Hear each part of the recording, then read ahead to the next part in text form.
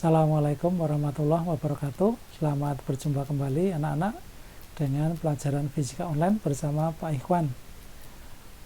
Saya harapkan hari ini kalian selalu dalam keadaan sehat ya. Demikian pula keluarga kalian. Oke, kali ini Pak Ikhwan akan membahas teori tentang bagaimana menjumlahkan vektor dengan metode analitis ya. Jadi kan penjumlahan besaran vektor itu ada beberapa macam ya. Ada yang metode grafis, ada yang metode perhitungan. Yang perhitungan pada video yang lalu sudah ada tentang penjumlahan vektor dengan aturan cosinus dan aturan sinus ya. Sekarang kita akan menghitung resultan beberapa vektor ya, terutama yang lebih dari 2 itu dengan metode analitis. Oke. Silakan simak video ini sampai selesai supaya kalian mendapat pengetahuan yang lengkap. Oke, selamat mengikuti.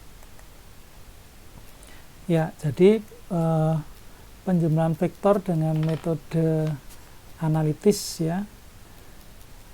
Jadi misalnya ini saya punya beberapa vektor ya yang saya letakkan di sumbu koordinat ya, di sumbu X sama di sumbu Y.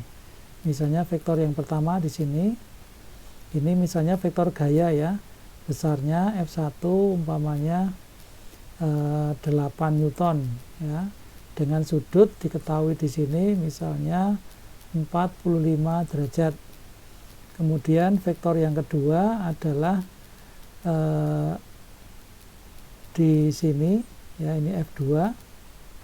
Ini dengan besar misalnya 7 Newton ya, dengan sudut misalnya ini diketahui 30 derajat.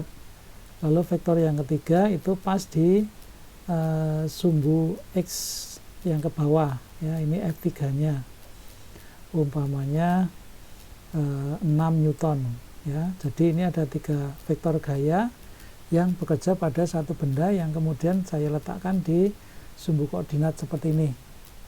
Nah, berapa besarnya resultan dari ketiga vektor ini? Maka langkahnya adalah vektor-vektor ini kita uraikan dulu menjadi komponennya. Ya, tentu saja yang diuraikan jadi komponennya adalah vektor yang punya komponen. Komponennya maksudnya yang komponen ke arah sumbu X maupun komponen ke arah sumbu Y. Ya. Jadi, tentu saja vektornya yang punya komponen adalah vektor yang miring ya, yang miring terhadap sumbu X atau sumbu Y. Jadi seperti ini, ada F1 sama F2 ini dia punya unsur X dan juga punya unsur Y. Sekarang kita lihat dulu unsur X-nya yang mana. Unsur X-nya adalah kita bisa ketahui dengan cara kita gambar dari ujung vektor F1 ini, kita gambar tegak lurus ke bawah ya. Maka kita mendapatkan di sini ada komponen dari F1 ya, ini kita sebut sebagai F1X gitu. Jadi F1X ini adalah vektor komponen dari F1 ke arah sumbu X. Kemudian juga F1 ini juga punya unsur arah vertikal, maka kita bisa ketahui unsur vertikalnya itu dengan cara menarik garis seperti ini. Nah, di sini kita dapat komponen F1 yang arah vertikal, yaitu kita sebut aja sebagai F1Y ya. Jadi ini F1X itu komponen horizontalnya, F1Y komponen vertikal. F2 juga begitu. F2 ini juga karena dia miring, artinya dia punya unsur horizontal dan punya unsur vertikal. Punya unsur horizontalnya adalah kita ketahui dengan menarik garis ini tegak lurus ke bawah, maka kita dapat di sini adalah F2X ya, F2X artinya komponen F2 yang berarah sumbu X atau horizontal. Juga di sini ada komponen vertikalnya ya, meskipun pendek dia ada di sini, yaitu F2Y.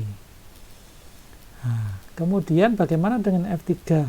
F3 ini karena dia terletak tepat pada sumbu Y, dia tidak punya unsur horizontal. Berarti dia Fx F-nya itu 0 ya, karena tidak ada unsur horizontalnya, sedangkan FY-nya sama dengan F3-nya.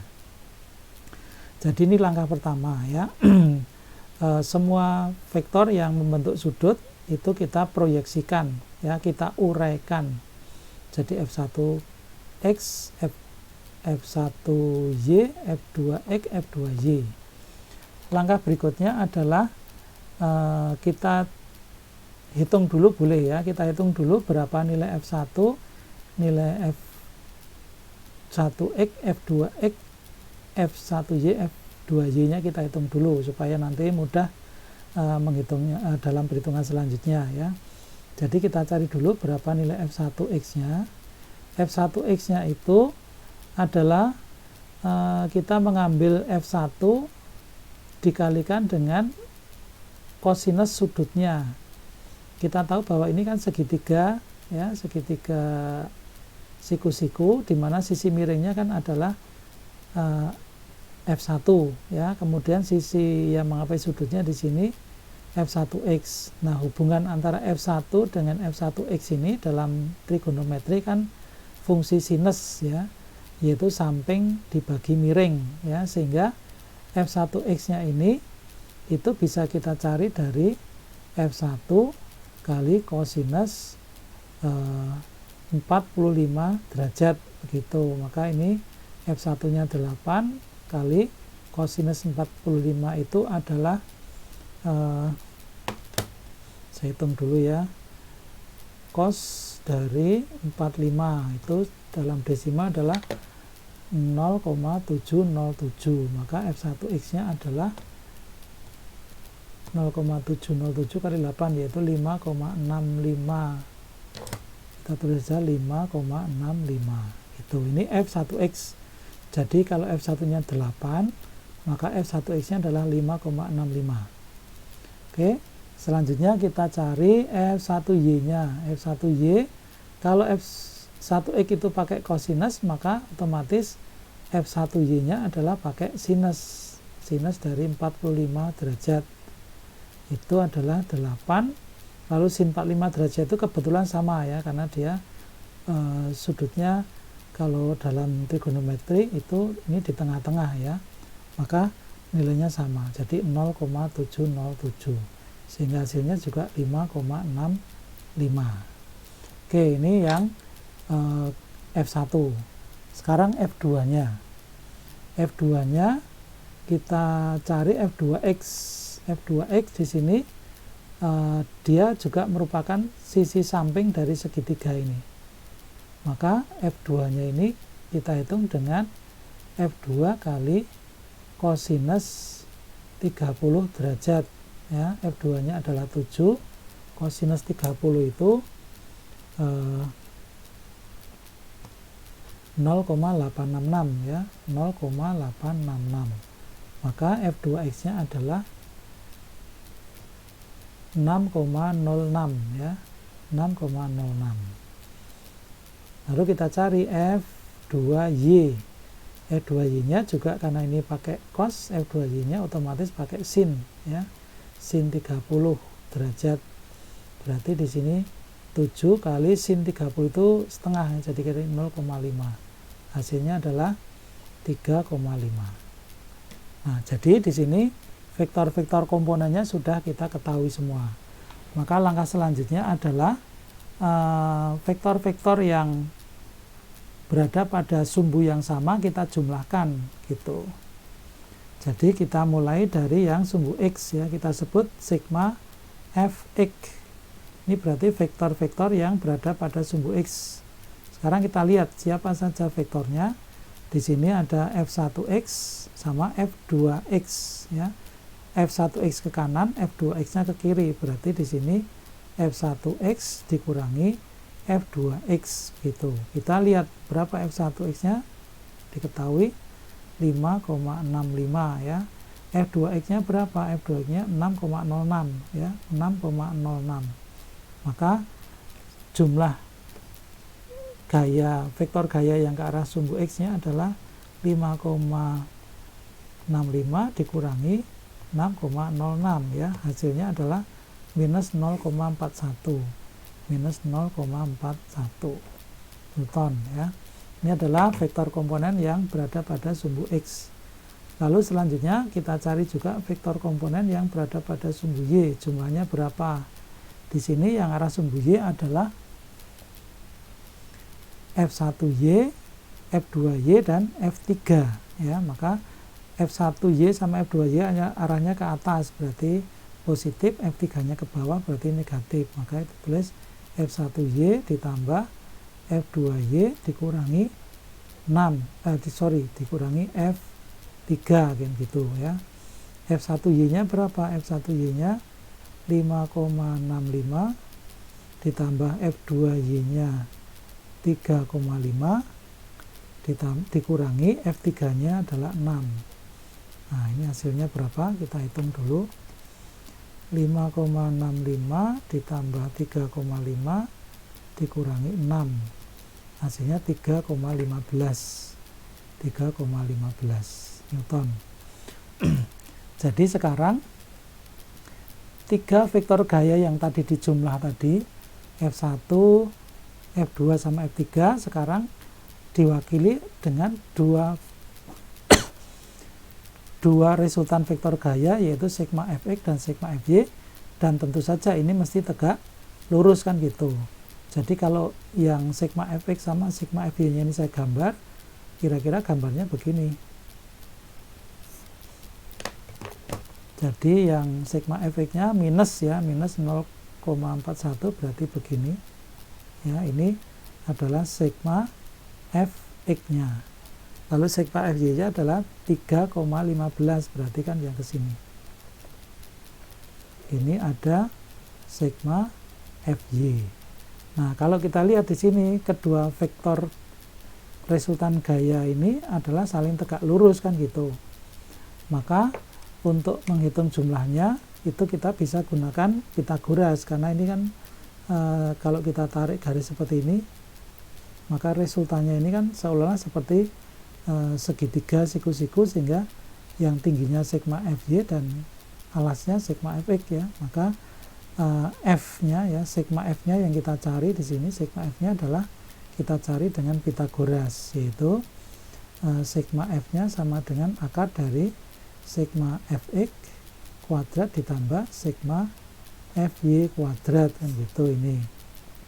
Oke, paham ya?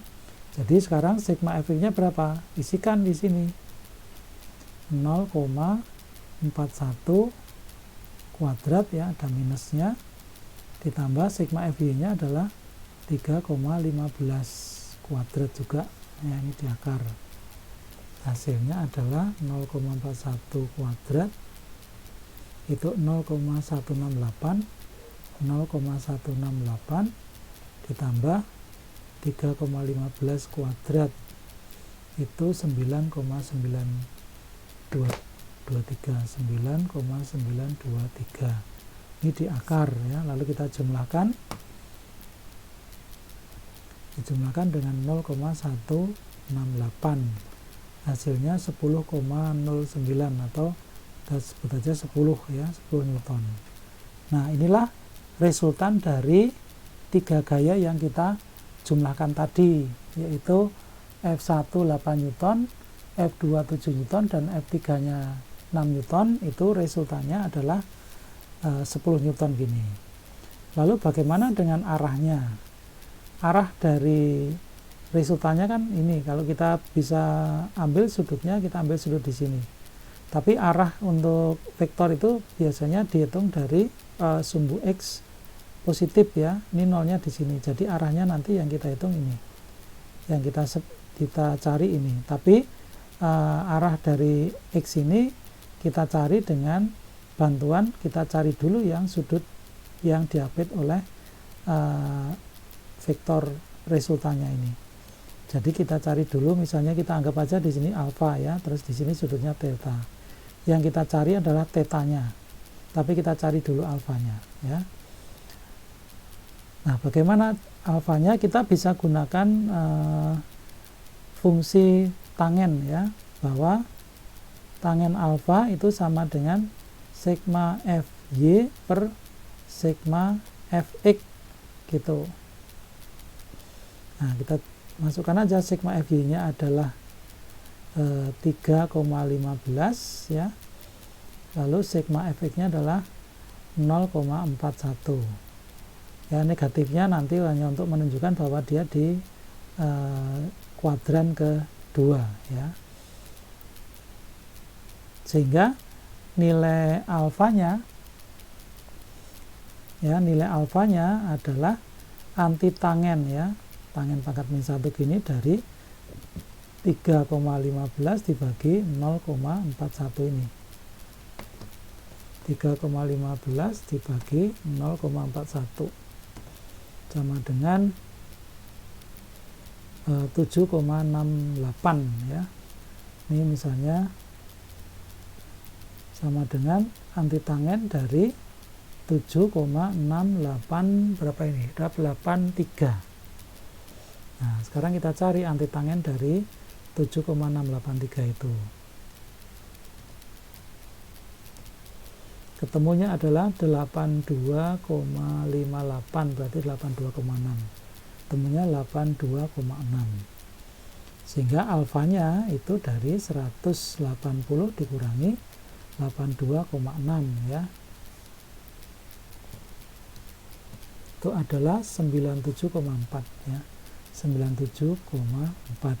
Artinya apa ini? Artinya kalau dibaca dari sini arahnya adalah 97,4 ya. Kalau dibaca dari sini adalah 82,6 ya. Jadi ini cara kita melakukan penjumlahan vektor dengan metode analitis, yaitu dengan menguraikan vektor-vektornya ini menjadi komponennya terlebih dahulu, lalu kita jumlahkan yang berarah sama.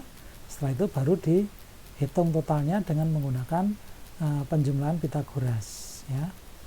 Lalu arahnya kita bisa gunakan fungsi tangen ya, karena ini merupakan segitiga siku-siku, lalu sisinya kan yang di samping ini adalah sisi Fx, yang vertikalnya adalah sisi Fy, maka kita bisa hitung sudutnya dengan fungsi tangen ini ya.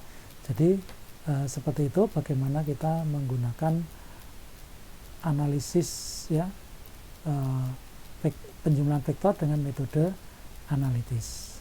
Demikian, mudah-mudahan bisa dipahami dan menjadi lebih jelas ya. Terima kasih. Assalamualaikum warahmatullahi wabarakatuh. Selamat belajar.